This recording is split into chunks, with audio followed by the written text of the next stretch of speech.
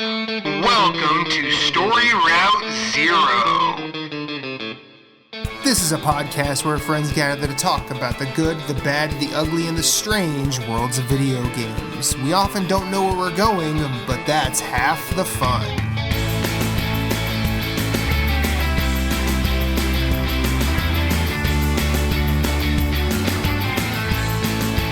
Come on the journey with us. Hit us up on Twitter at StoryRoute0. You can send us an email at StoryRoute0@gmail.com. That includes questions, concerns, comments, complaints, pet pics. Send us some recipes. Send us some stories about your day. We're going to listen.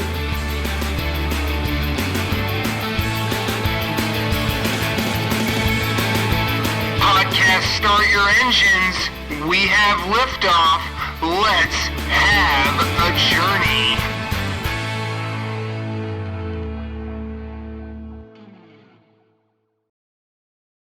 Favorite moment, Moose? Just now, Matt, forgetting there were 5 categories. All right, number 3, being summoned for the old monk boss fight in Demon Souls. Just so I was trying to help Razzie. So like in the game, you have to deal with your world tendency, and we died a couple times, and so it took it to the dark side, and so the enemies were tougher, and we were just like, we don't want to bang our heads against the wall. So I was like, well, you could just summon me and kill me a couple times, and I put my summon sign down, and then it immediately summoned me as a boss, and so I had to go fight the guy, and I did win that one, I think. But anyways, the first time it happened, it was just really cool. Like you're just whisked away. And you're just standing there, and you're just in a room, and you're waiting. Like you just wait for this dude to come, and for the player to come and fight you. And so it's pretty cool. Number 2, taking down my first monster, Monster Hunter Rise. I don't think I've done it maybe I did do it in World, but Rise I feel was a little bit more fun, especially with the quote unquote the grapple hook that they give you. Oh god. Those things are a lot of fun to zip around the monsters and do multiple attacks. And then also I think that was also when me and Matt were co-oping. Like I think when I really played it for one of the first times, Matt and I were co-oping. So that's a good time if you're looking for a good co-op game, and then a game to just have fun grinding stuff. And then number 1 favorite moment is the end boss reveal for Trigger Witch. Jesus Christ. Jesus Christ. That was insane. And so spoilers for the listeners, it's Mecha Stalin. Yeah, it's Joseph's fucking Stalin. Joseph fucking Stalin. And you're like, what? And then you're like, okay, I'm just gonna run with the little information they gave me on what he's doing and why he's doing it, and let's go. Well, so. And then they give you all this exposition about it, and you're like, I don't care anymore. Like, yeah, they're like trying to give you more background exposition. You're like, okay, you already took us into the weird. I don't need any more. Or like, I don't like. I already don't have enough breadcrumbs to find myself home. So Yeah. Kayla? Some quick honorable mentions. Bravely Default 2 and the Push and Cliff. I had to name it the Push and Cliff, so that was it's memorable. Fun. I still remember when you told that story. That story was fun to hear. The first time I got transported to the Owl Forest in Tales of Arise, had to call up my dealer, like, what'd you put in this shit? Because I am tripping as hell. Does that owl have a mustache? Nice. Then your dealer's like, you played Pyre, you let Rookie have the mustache. This is what it is. So that was a trip. And then I had Adira for the lesbians rendered in Pixar moment. That game got me to tear up multiple times. The moments that resonated that I remembered the most was the resolution of Adira's plotline. I felt that one. And then I have LARPing in Life is Strange True Colors. So Life is Strange True Colors is a Life is Strange game. It's mostly focused on the narrative. And the most distinct moment that stood out to me in that game is when so there's this kid and you're trying to cheer him up. because his like stepdad figure it died tragically. And you set up a whole LARP, like a legit LARP, where you go around town and the game turns into like a very watered down turn-based game for a little while, and you're fighting your friends who are like, there's this one guy who like dresses up as a goblin, and he dresses up as a wolf type enemy, like ogres, very traditional type of enemies, and you do some basic like LARPing turn-based stuff. And then when you get to the boss of the LARP, it legit turns into like, you see it through the child's eyes. You see what his imagination of the LARP is. So it turns into a legit like Square Enix Final Fantasy looking turn-based moment. And it's cool. And I thought that was awesome. Great. That's awesome. So the LARPing from Life is Strange really stood out to me. If you ever have a chance to play Costume Quest, you should. Duly noted. That is a good game. Number 2, I had the big reveal moment from Ys 9 where the plot gets explained to you. So my description of Ys 9, when I think in my review said something like, I thought I knew what was going on. I did not know what was going on. And it's very rare that I can't predict where a JRPG is going, because I generally, even the weird ones, can kind of figure them out. This one was like, nope, everyone's a homunculus. Gotcha. And I was like, what the Full Metal is this shit right now? It was a great plot twist. And then the ending was really good. I think I basically could have titled my Ys 9 review, Ys 9 is a celebration of Ys. It makes more references to any of the previous games than any other Ys incarnation ever did, even though that did mean I had to fight the same centipede boss twice this year, because I also played Ys Origin and that boss was in both games. So no Eagles. That's your own fault. So no Eagles peaceful, easy feeling for you. You tried too hard. But yeah, so the not big... mad. I'm disappointed. Don't be sorry. Be better. Nailed it. So when Ys explains itself, when you hit the climactic moment of the story, I literally felt actually flabbergasted for one of the few times in my JRPG playing life. And then my number 1 moment of the year, this probably shouldn't surprise anyone, was getting the newly added ending E in Nier Replicant, because holy catharsis. So spoilers for Nier. For those of you who don't know, either from Nier Replicant or Nier Automata, there's multiple endings, A, B, C, D, E.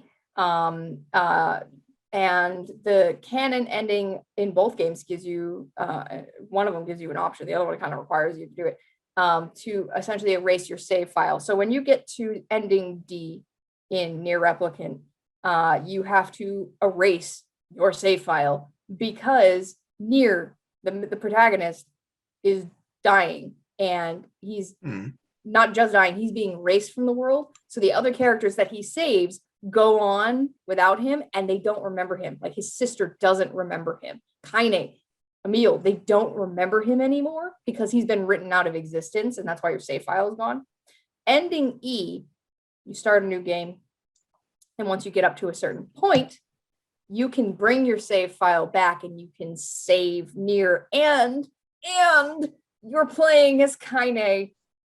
My life is complete. My Laura Bailey worshipping life is complete. You get to play as Kaine. She feels great. She's a bad fucking ass. You go to the tree that's turned the game into like a text novel at one point. You go inside the tree, which is references to like an ending E that had only been like an actual novel, like an actual written thing that accompanied the game in Japan only, and we'd only had fan translations till whatever this is that happened this year. Ending E was amazing, and it just ends with this giant lunar tear opening, and there he is, and it's great, and it's just I feel better. feel my life is complete. That was great. All right, I'm gonna go. Honorable mention, beating Returnal. This took the longest, not actual time, but like over the course of the year. And when I finished it, I apologized to Moose because we were in a party, and I'm like, I'm sorry for any heavy breathing and anything. But like the last fight was like 10 minutes, and I literally He wasn't stood up. talking at all for like I hour, actually 45 stood minutes. up from my chair, and it was weird because the final boss was not hard at all. It's just a long fight, and like compared to that, it was actually easy. But yes, beating that was one of those like final, like because I was actually concerned midway through the year. I'm like, I'm not gonna finish this game. 3 Deathloop. I'm not gonna spoil this. There's a twist, but there's clues along the way. The reveal's not the crazy part. It's the reaction of the characters when Cole, you figure out the twist before Cole. When he figures out his response is just priceless, and it was a cool thing to experience. 2, we already talked about it, Trigger Witch. All the respect in the world, but that twist in Trigger Witch is the most disconnected, disjointed shit in video games ever. It makes absolutely no sense. It is one of the funniest things ever, but what the fuck? Like, Yeah. Mm-hmm. like you have this Yeah. weird game about witches and goblins, but magic's no more and they use guns. But then all of a sudden you find out the reason they use guns is because Joseph fucking Stalin opened up a portal because he wants to learn magic in an alternate world where the USSR won. Yeah. What the fuck? What? Yeah. Yeah. Yeah. What? Yeah. But Contact your dealer. What is in this shit? my favorite moment is now okay. I don't think you'll play it, but do I have permission to spoil this, Moose? Because Michaela already knows Inscription. I don't care. Okay. I don't care. And Matt can chime in. Yeah. Inscription is a roguelike deck builder start. As you play, Wrong. as you play, it seems like when you lose, you're a prisoner and you're stuck, and you just keep playing. And it seems like, oh, if you win, you get out. Yeah. So when you finally win, the game like takes a step back, and you find out you're this dude who discovered this card game like on floppy disk. Like it's like okay. I'm going to clarify here. No, you are a YouTuber Well, who yes, opens packs of cards for like a Pokemon card opener on YouTube. And you're called the Lucky Carter, and your name is Luke Carter. Really going on the nose here. And he finds these packs of cards of Inscription at a garage sale, and then he sees one pack has been opened and resealed, and he's like, hope I didn't sneak the rare out. But he looks at it, there's writing on one that's like I don't want to say it's like it's coordinates on a map. It's latitude, longitude. And he's like, and of course, because he knows his latitude and longitude so well, he's like, oh, I think that's near here. And he goes and digs and finds a floppy disk. And that says Inscription on it. And so, okay, you're playing a guy playing the game. Mm-hmm. Wrong. Yeah, definitely all wrong. Of a sudden, the game becomes a old school. It's Pokemon. It's Pokemon RPG that is deck building and cards. Mm-hmm. It's like, what the fuck? And what's crazy? This, and a third game's revealed. Yeah. But see, the best part about the Pokemon one is it becomes even more of a deck builder, because you could step outside and be like, okay, I'm bringing I have all these cards that I've collected to this point, and I can pick and choose what I'm going to bring. Whereas in the first one, you start with like 5 or 6, and that's it until you win a battle. And then there's a third game in there, and then something about a government conspiracy, and then the game ends with the FBI at your door, and you get shot, and you're dead. And That's not like, the FBI. Oh, I know. That's someone from the company that made Inscription, the but video you game. think you're being it's so yeah, it's kind of mind melting. It's it's so weird. And then I read an article on Polygon saying everything you need to know about Inscription is in Inscription, and it draws all these parallels between all these things. No, it's Jason. It's crazier. It was one of the weirdest experiences I've had in video games. Like Trigger Witch takes the cake for the what the fuck twist, but this is like this like long con, like this builds, and then you're like, what happened? And then you're like, wait a minute, no, wait, what? Wait, what? Mm-hmm. It's so bizarre, and I don't know. It's yeah. If you've ever seen the movie Parasite, the way that starts doling out what's actually going on at the viewer is very similar to Inscription, and the reactions are the same. You're like, what? It is and bananas. Like Trigger Witch, there's really no clue. There's clues to something, but not really what happens. And you're like, this is so weird. Like, and I will say the card game itself is actually entertaining. Yeah. Like, if this was, I think I described it on past episodes. It's Slay the Spire, but there's more story. But as a card game, it's actually, I mean, it's a basic sound. Yeah, it's a sound game, but it's something. Yeah, it is wonderful. I actually went and read reviews after I beat the game, and they're like so mysterious. Like, I don't want to. Everyone said I don't want to spoil it.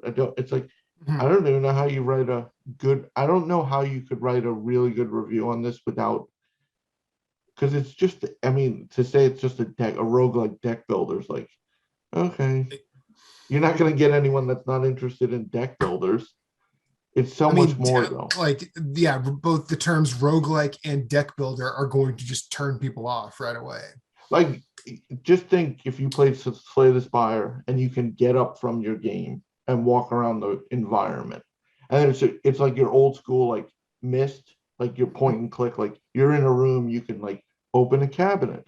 Ooh, there's a puzzle. Like there's all this extra stuff not in the game. Yeah.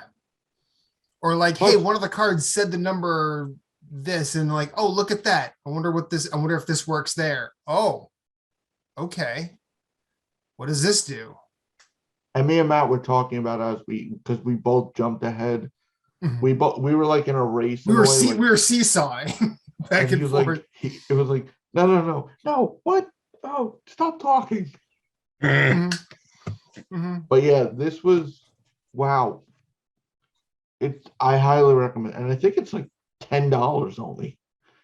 Yeah, it iterates on itself in perfect ways. It's so good. It's so good. Yeah, another Devolver Digital publication. Boom. Yeah. I think this is too weird for Devolver. And that's saying something. Well, I mean, with this, I mean, like you look at some of the highly praised games. I mean, even if you could throw Death's Door in that, these are the not Devolver games. Yeah. Like it started with Gris a couple years ago, or Grease, and they kind of got out of the Hotline Miami publisher, which is nice. Matt. So number 3 is the End of Hitman 3. I thought it capped the story very, very nicely. I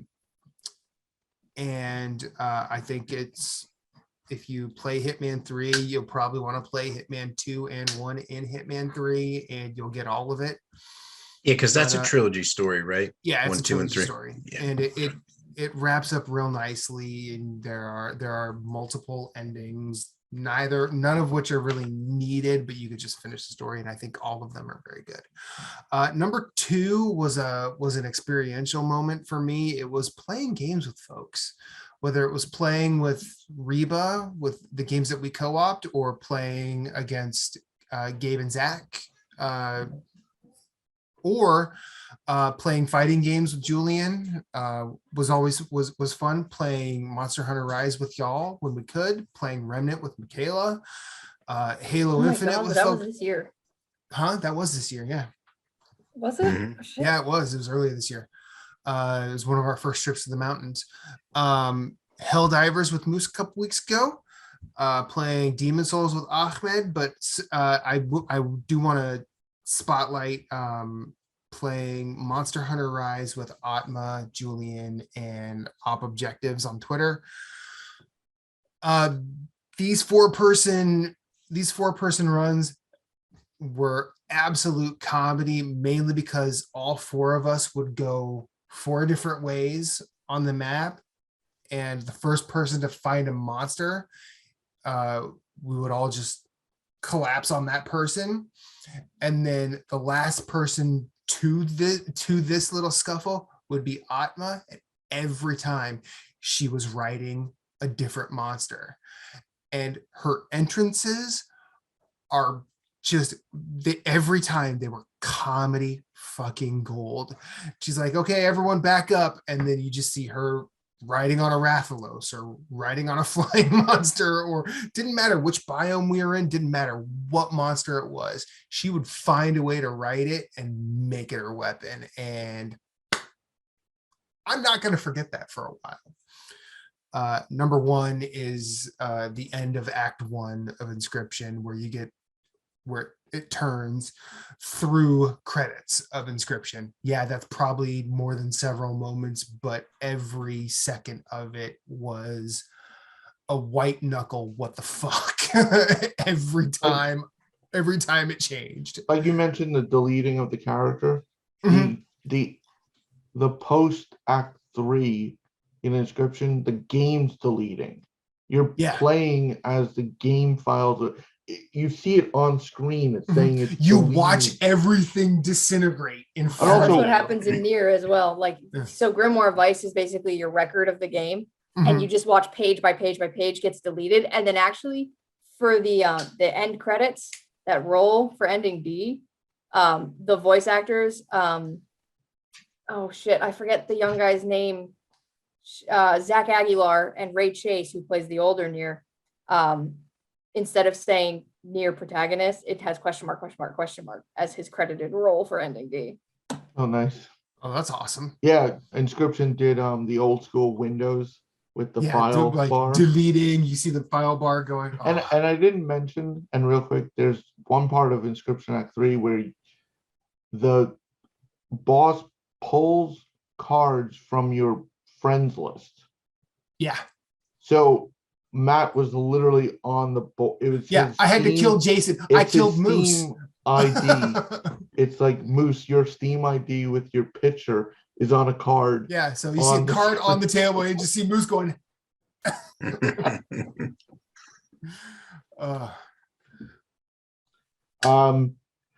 This one will be a little quicker. Favorite score, Michaela? So music is tough, isn't it?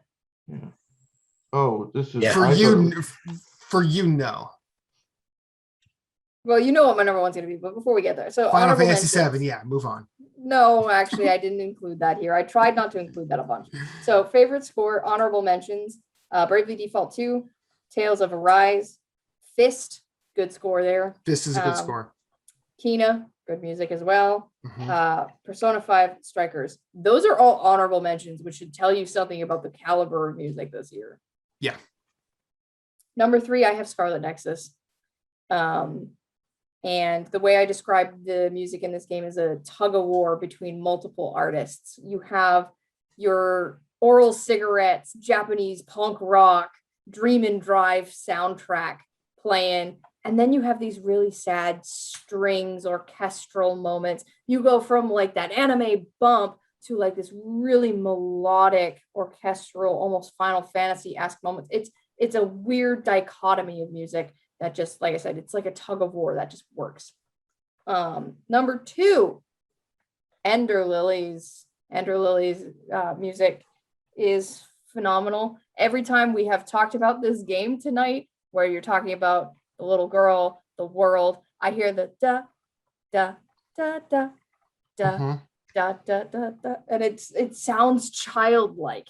It captures that essence, and you know what I'm talking about. And then my number 1, which Ender Lilies in some regards resembles, is unsurprisingly the re-recorded soundtrack for Nier Replicant, which Nier Automata is my gaming OST of all time. And Nier Automata obviously is forked from Okabe's work with Nier Replicant, and they re-recorded this soundtrack. Some of the music is net new. Like there is an a cappella version of Kaine's theme sung in the round. Holy fuck. Kaine's theme is my favorite song. Emil's theme is also up there. Song of the Ancients is up there. The desert theme is up there. Kaine's theme, you know it's bad when you can sing a song that not even isn't in another language. It's in a not real language. It's in a made-up language, yeah. Yes. I could literally I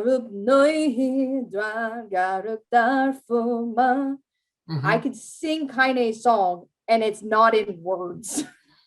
I was singing, I don't remember which song I was singing because it's been long enough, but I was singing this just like on break at work, and someone's like, what language is that? I'm like, oh shit, I'm singing Nier. How do I explain this? That was out loud. Yeah, it's future gibberish, but it's that is to me a soundtrack of a generation. It is emotional. It matches the narrative. It's memorable. It's environmental. It hits all of the notes of what a gaming soundtrack needs to do, and it does it exceedingly well. Yeah, I think Okabe is video game composer equivalent of Ennio Morricone. Okay, so I have a lot. I'm just gonna do a list, not really gonna talk, but honorable mention is Genshin Impact. I know it came out a couple years ago, but I played it this year and I got into the soundtrack this year. That soundtrack slaps. Listen to it. But now I do have 10, but I'm just gonna go quick. Metroid Dread, Curse of the Dead Gods, Arcus Chroma, Death's Door, Kina, Bridge of Spirits, Ender Lilies, Monster Hunter Rise, Everhood, Art of Rally, and my number 1, Nier Replicant. Next. Moose. Number 3 is Golf Club Wasteland. It's just a great game to like chill out to, just listen to the soundtrack. I found myself just stopping a lot to listen to what the DJ was saying story-wise, as far as the world you're playing in, or just listening to the music to let the song play out, because I didn't know how long the hole was going to be, so I didn't want to like finish the hole and then move the song to another track or whatever when I moved holes. So great soundtrack. Number 2, Ender Lilies, just because it's phenomenal. It's so good. And then number 1, Death's Door. So yeah. Just all 3 are so good. My honorable mentions: Ender Lilies. Number 3 is Golf Club Wasteland. Like, I would never listen to NPR, but like this is the closest I'll ever come. Like, it was just some of the stories were like, and like some of them are depressing, but you just wanted to hear it to completion. 2, Loop Hero. It reminded me of the castle stages or the fortresses in Mario. And like how it's like that deep, like, and then it like keeps getting faster, and it's just on repeat. And like the way Loop Hero plays out, like you're just doing the same thing, so it's like ingrained in there.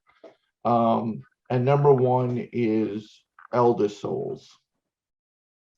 I Nice. like how each, like being a boss rush game, you got to experience the different boss music like immediately after each other. With my favorite being Michaela's least favorite Eos. fight, Eos, the dual boss. Like I thought, Eldest Souls,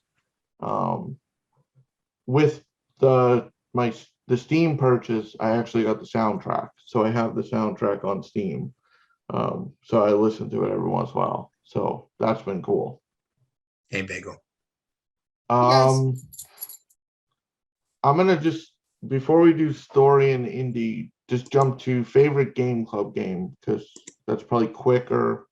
I'll go first. I have one. There was no contest. Ender Lilies. No shit.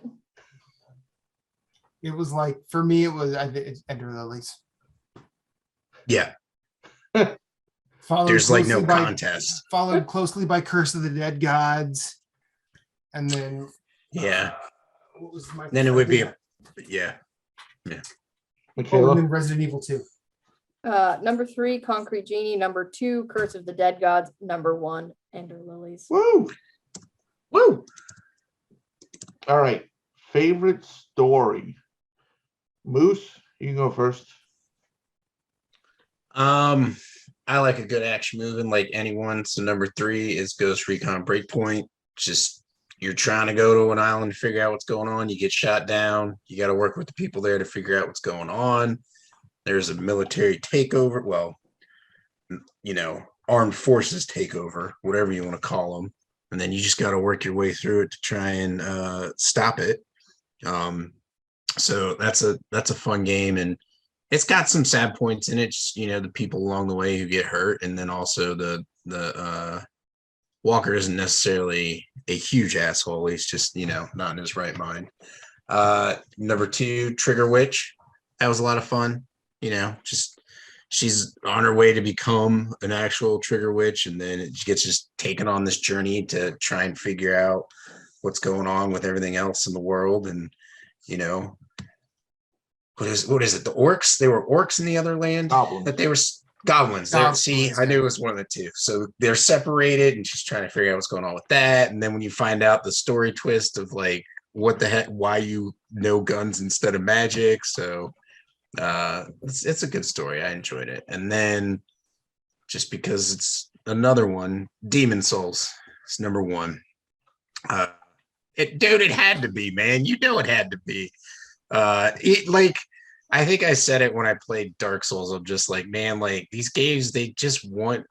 I feel this one is the one where it's less of. This is like while it's happening, the destruction of the world. Whereas in like Dark Souls, like it's already happened, and you're trying to like figure out what happened or rekindle the flame. Whereas Demon Souls, like there's still a lot of humans around, and they're actually enemies for you in some of the areas. And it's just, instead of just fighting like really heavily mutated people from what's happened to them, it's like the dreadlings or whatever you want to call them. But like it was pretty interesting. I thoroughly enjoyed the story, and it's one of those things where they tell in a way where like it's just not like in your face, or you have it's more along the lines of like you have to figure it out. Like you get little pieces here and there, items, discovery stuff, like Vate videos to just see what's going on. But anyways, those are my 3. Michaela? Favorite story, honorable mentions. We've got Scarlet Nexus, which is just a horrible mess of nonsense, but it is a fun fucking ride on that roller coaster. Persona 5 Scramble or Strikers, whatever it's called now, because it was both at one point. I was going to say, is it's maybe Scrambles in Japan? It was announced as Persona 5 Scramble, and then it became Persona 5 Strikers. So I call okay. That's perfectly fine. Simply because it is more time with the Phantom Thieves. Sign me up, right? Last honorable mention, Kina, because that shit made me cry multiple times. My top 3, East 9, which I kind of already talked about, where I got bitch slapped. Like, bitch, you think you know JRPGs? No, we can make this surprising. And I was like, hats off. And also just a lot of good character payoff moments at the end. I really liked the cast in that game. And like I said, it was a celebration of East. It was East for East fans. Number 2, I have Tales of Arise.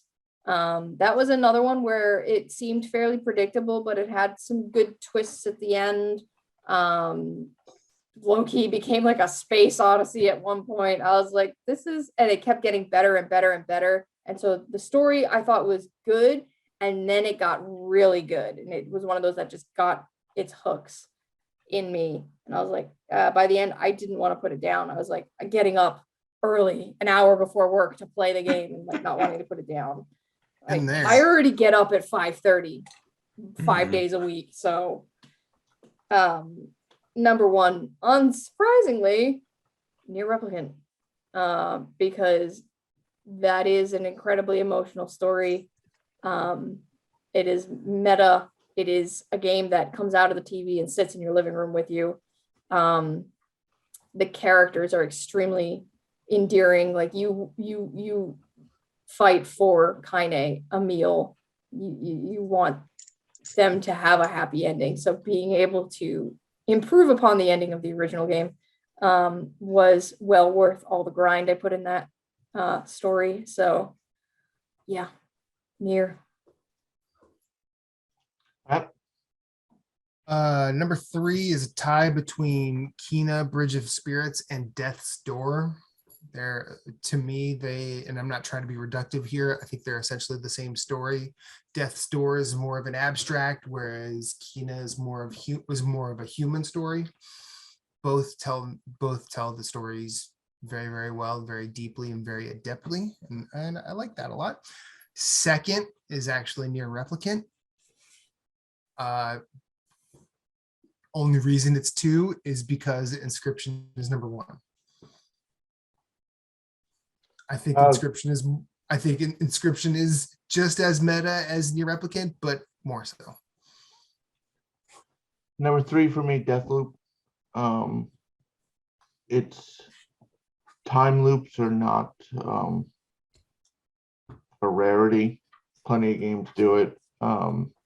It wasn't just the time loop, it was the interaction of the characters that did it for me. Like, as Cole's discovering what's happening with you, and it's not just, oh, do this, do that. Like, it was like it was funny, it was like interesting, like I liked how it, and like the way you found stuff out, you kind of you could kind of pick within reason of how you found it out, like depending on what you did at what time of day.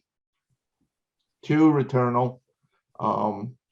It feels disjointed, especially like when you struggle, but like as a whole, the story comes together and you're like, this is cool. That's cool. And I will say, and I didn't mention it, as much as I love Returnal, the scary parts are no, go away, please. They're too scary. Yes, I had PT flashbacks. Like, they're like trigger witch twist scary. Like, you're not expecting it. Like, yes, Returnal's dark, like it's dreary, but like these are like, no, I'm good. I'm gonna do this part in the daytime. And number 1, of course, Inscription. That's just wow. Like, I mean, props to the dev. Like, holy crap! Like, the layers on that story are just Jesus. Wow. I mean, it could, when movies try and get this absolutely up their own ass with conspiracy and whatnot, it tends to go silly really fast. Yeah, and I also think you weren't expecting a deep story. It's a deck builder, so weren't really expecting. And nothing against like Slay the Spire is one of the best out there, but that's what you expect. A really good quality card game. Like you don't expect like the extras. Yeah, I mean, I didn't expect to get up from the table and then all of a sudden I'm on a wild goose chase through. Dare I say this is the Hades of deck builders? The way Hades treated that genre. In a way. Yeah, I think I might do that. Yeah. I mean, yeah. Put it out on Switch so Moose and Michaela will play it. Oh, you don't know. I told Moose and Jason because before you got on, I replaced my laptop. I'll be able to play indies on PC. Oh, hell yes. I picked up a laptop. It has shipped. Woo. Now, serious question. Halo Infinite multiplayer we should play. Oh, it's not that kind of a PC gaming laptop. All right. It'll support indies. Okay. Just thought I'd throw it out there. Anyway. My favorite category, last of the evening, favorite indie. Matt, you go first. Okay, so I am going to just list a bunch and then tell you my number one, as not to spoil later things. But Elekhead by Nama Takayashi and Tsuyomi. It's two folks. They do a platformer that stars a Mega Man enemy, and it's a brilliant puzzle platformer about electricity and rules. Everhood by Foreign Gnomes, Arcus Crow by GX Grainson, Art of Rally by Fun Selector, Loop Hero, Death's Door, and my number one is Inscription by Daniel Mullins Games.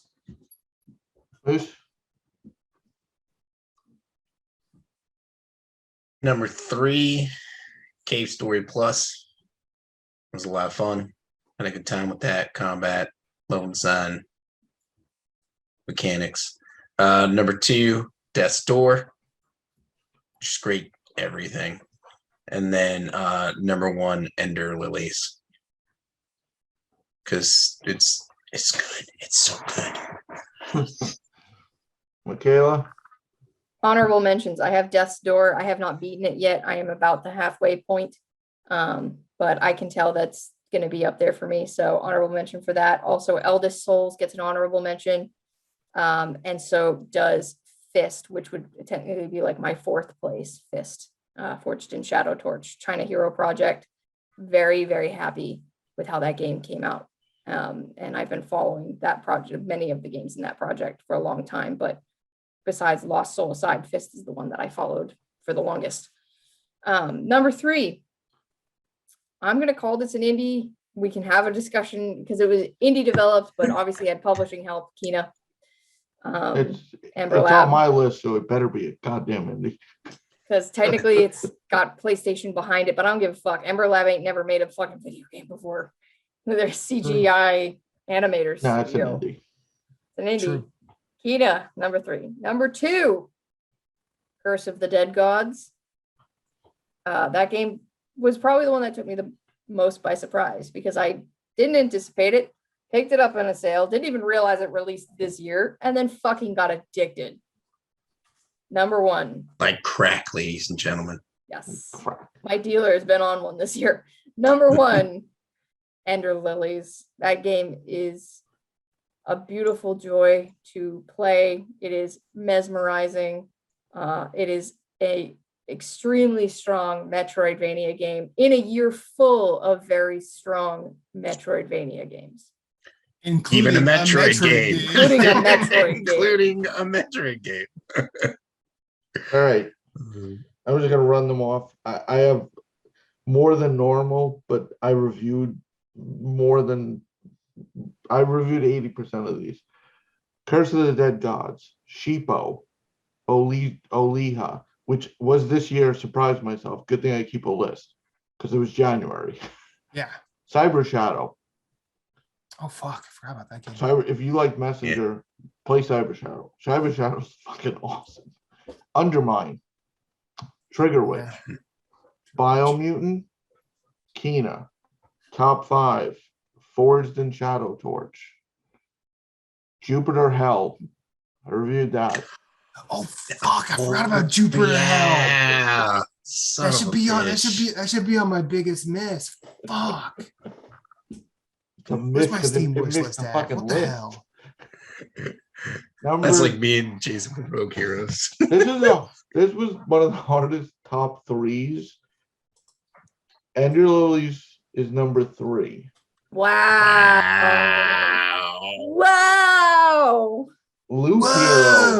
Loop Hero is 2. And Inscription is 1. Yeah. All right. I get your list. Okay. Yeah. I'm still surprised. I mean, especially with Ender Lilies. Loop Hero and Ender Lilies was the toss up. This Inscription jumped everything. Pile drive the competition, then power bomb, and lit it on fire.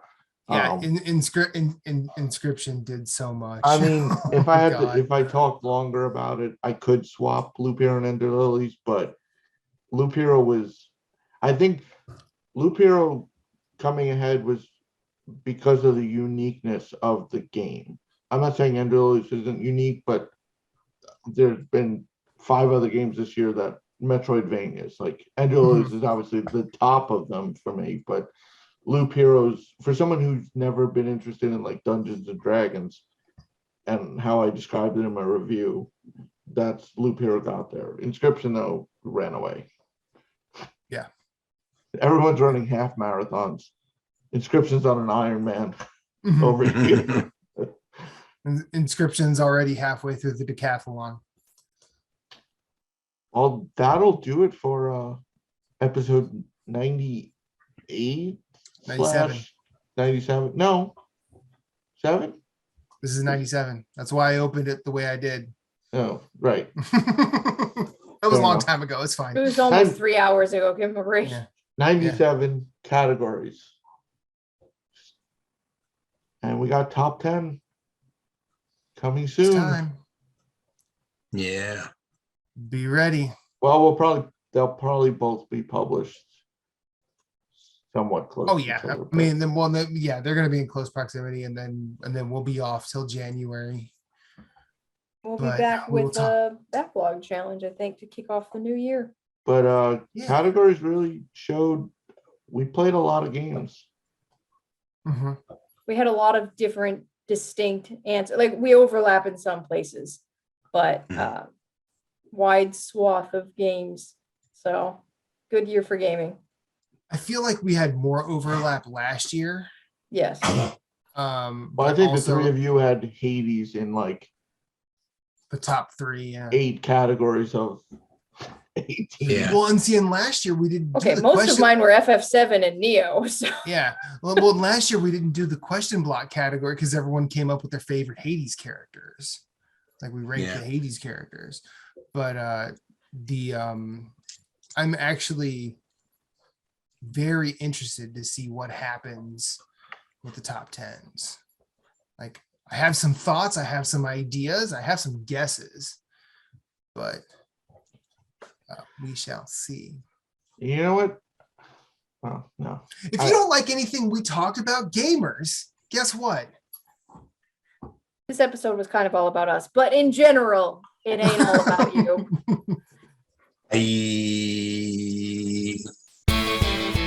At Story Route Zero, we have some cool friends who do some cool things, and I'd like to tell you about them.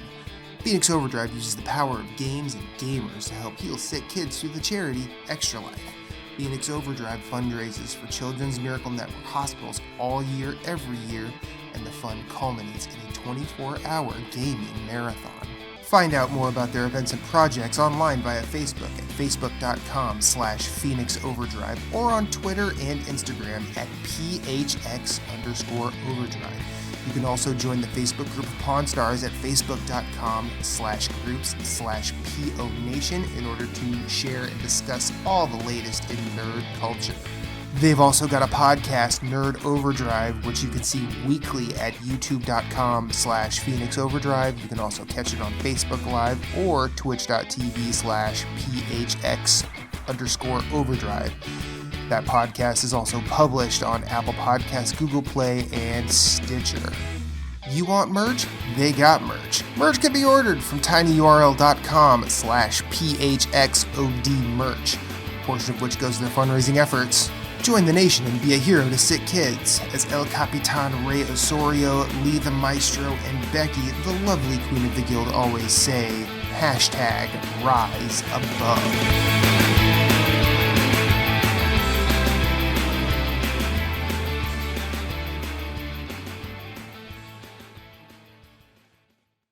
Thank you for listening to Story Route Zero. We hope you have enjoyed your time here as much as we've enjoyed having you. Once again, questions, concerns, complaints, pictures of pets, or favorite recipes can be sent to storyroute0@gmail.com. You can yell at us on Twitter @StoryRoute0. Rate us and review us on iTunes, YouTube, or wherever you may have found us, as it helps with discoverability. If you'd like to hit us up individually, you can find Moose Cool @Sven, that's SVHENN on Twitter, PSN, Instagram, and of course Twitch, streaming games. You can find Jason Marshall writing at obelisk.co. You can also find him on Twitter @GimpyJ with 2 Y's at the end, as well as PSN, Instagram, and Twitch. He also has his own website, whereisthepausebutton.com.